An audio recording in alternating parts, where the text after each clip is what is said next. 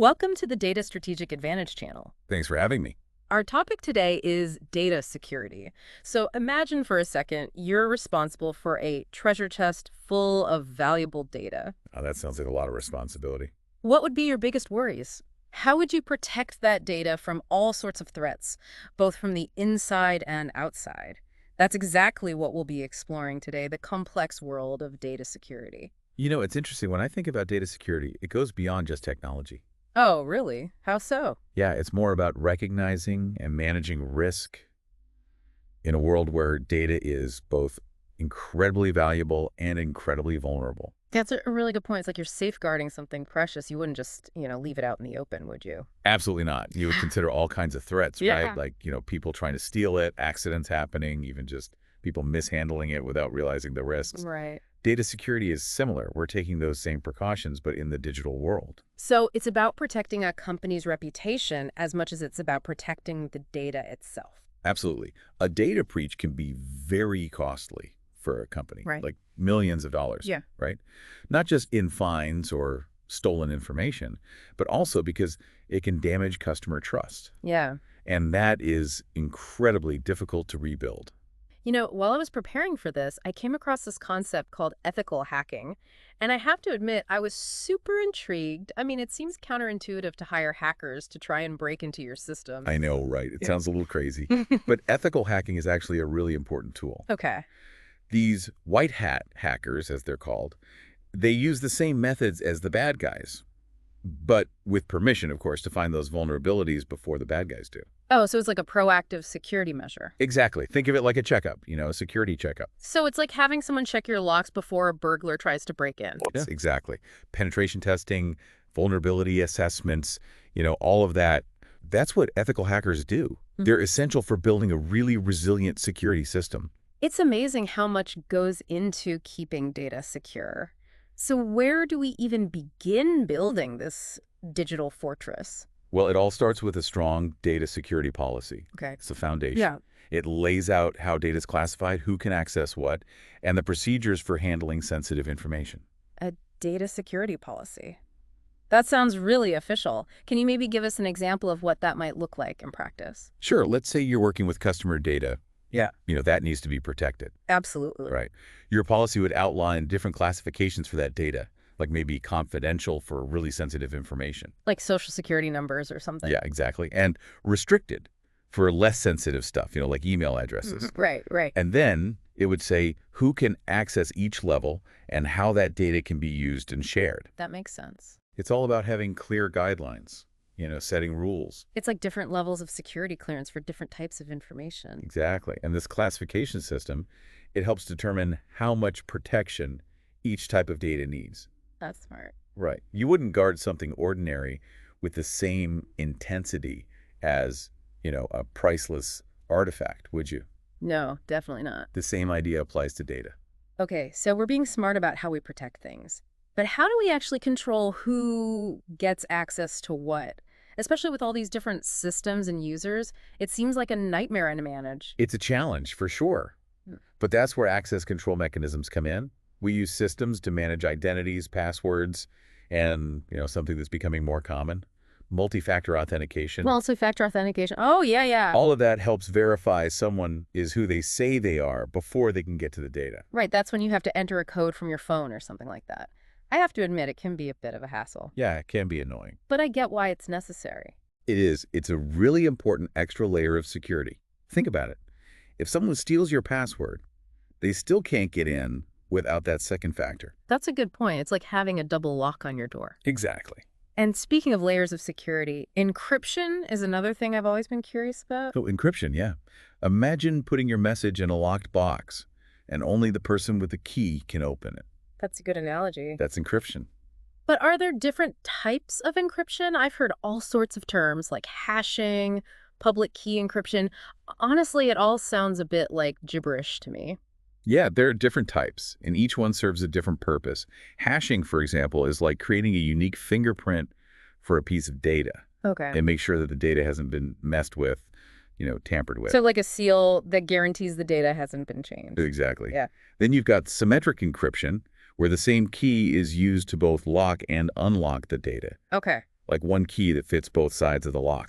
And then there's public key encryption, which is super important for secure communication online. Okay, I think I'm starting to get it. But it's clear that data security is a huge, complex challenge. It is, for sure. Is there any way to know if our security is actually working besides just waiting for a breach to happen? That's where ongoing security management comes in. So, we were talking about data security being this sort of multi-layered fortress, right? Right.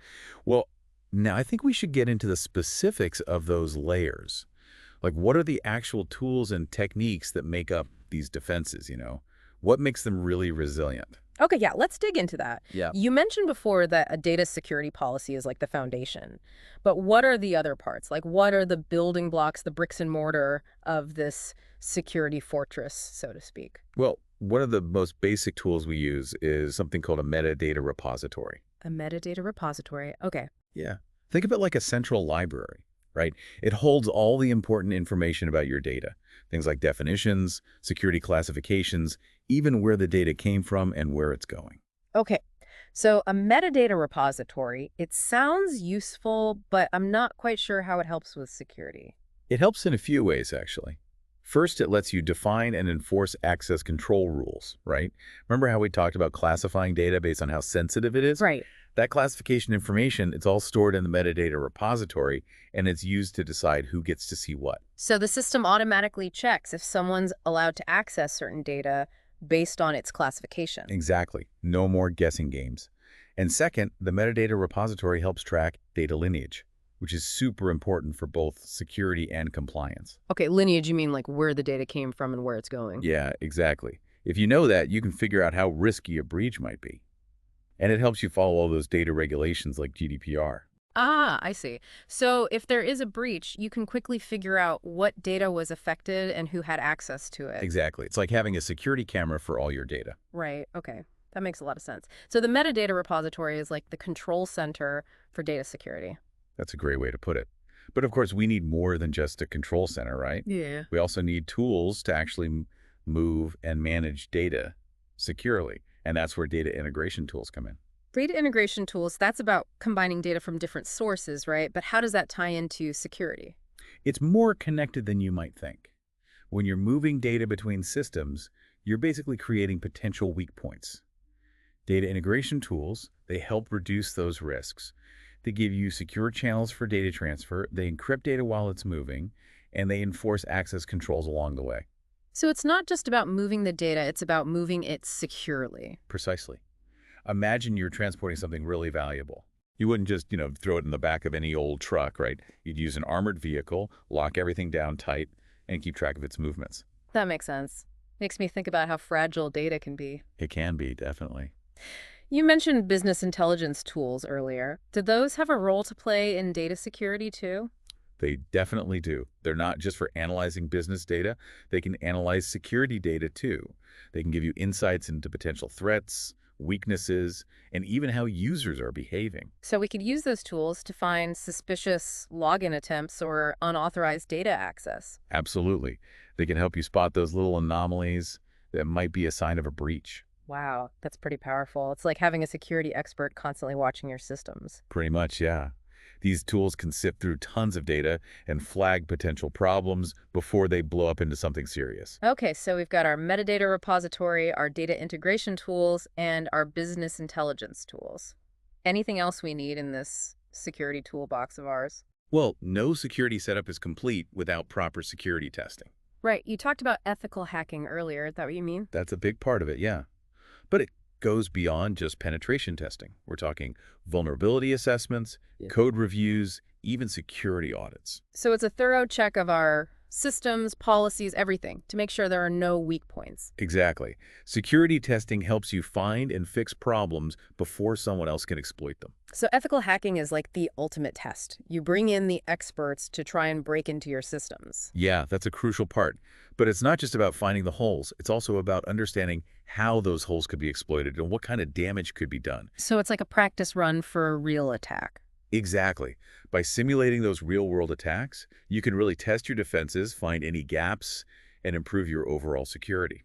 This is all really valuable information. Data security is complex, but it sounds like with the right tools and techniques, we can build a pretty solid defense. Absolutely. And remember, security is a journey. It's not a one-time thing, Right. right? The threats out there are constantly changing. We've got to stay alert and adapt. So welcome back to our deep dive on data security. We've been talking about the technical side of things, building a solid security system, things like data security policies, the metadata repository, all that. We also touched on how important it is to have secure ways to integrate data and how business intelligence tools can help spot threats. But now I think it's time to talk about, well, the human element, which can be the most unpredictable part of it all. Yeah, you're absolutely right. Technology can only do so much. I mean, you can have the most advanced security in the world, but human error or just plain carelessness can create those openings that bring the whole system down. It's crazy how many data breaches happen because of really simple mistakes. People falling for phishing scams, using passwords that are easy to guess, things like that. It just goes to show how important it is to constantly educate people and remind them about good security practices. Absolutely. We need to go beyond just having that yearly security training session.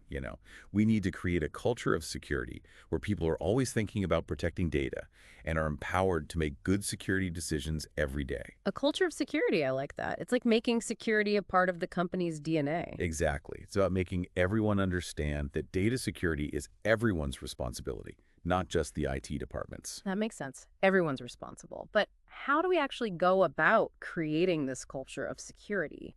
What can companies do to make it happen? It all starts with clear communication from the top, from the leadership. Employees need to get why data security matters, not just because of rules, but because it affects the business. They need to see how data security ties into the company's goals, its values, and its reputation. So you're saying connect data security to the bigger picture, help employees see how it affects the things they care about. Exactly. When people understand the why, they're more likely to take it seriously and do their part to create a secure environment. Right. But just talking about it isn't enough, right? We also need to give employees the knowledge and skills to actually make smart decisions and handle potential risks. You're absolutely right. Regular training is key. Things like creating strong passwords, spotting phishing scams, and handling sensitive information carefully, those need to be covered. And it's not just a one-time thing. Companies should offer ongoing support, easy-to-understand guidelines, clear policies, and even a dedicated security help desk where people can ask questions and report anything suspicious. That's a great idea, having a security help desk. It gives people a place to go for guidance and support. It makes security more open and transparent. Exactly. It takes away that fear of getting in trouble for reporting something. It encourages people to be proactive about security. So, if we're summing things up, building a culture of security means clear communication from leaders, regular training and awareness programs, accessible resources, and a supportive environment where employees feel comfortable speaking up and asking for help. You got it. That's a great summary. But remember, building a strong security culture takes time. It needs consistent effort, and everyone in the company needs to be on board. It's a continuous process for sure. Well, as we wrap up this deep dive into data security, I think we've all learned a lot about this complex and ever-changing world. We talked about the technical side of things, the human factor, and how important it is to build a culture that values security. Absolutely. We've seen that data security isn't just about having the latest gadgets and software. It's about having a complete approach that includes people, processes, and technology. And the biggest takeaway for me is that data security is everyone's responsibility. We all have a part to play in protecting this incredibly valuable asset in our digital world. I agree. And as we rely more and more on data, the importance of data security will only keep growing. It's an ongoing journey, one that requires us to be alert, adapt, and work together. Well said. Don't forget to subscribe and let us know in the comments what topics you'd like us to explore next. This has been another fascinating deep dive. Until next time, stay curious and stay secure.